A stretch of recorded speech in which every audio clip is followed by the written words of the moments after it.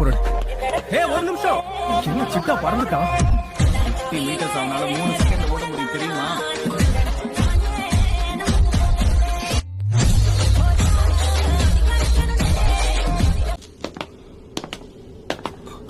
தாமதமா வந்துட்ட சத்தூர் 8 நிமிஷம் தான். இதுக்கு உன்னை தண்டிக்க முடியாதுதான்.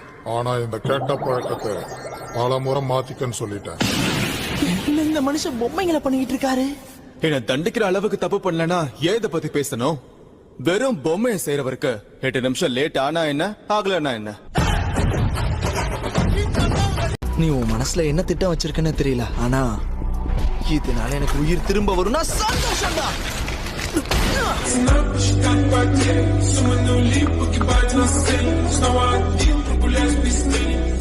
எப்படி நீட்டு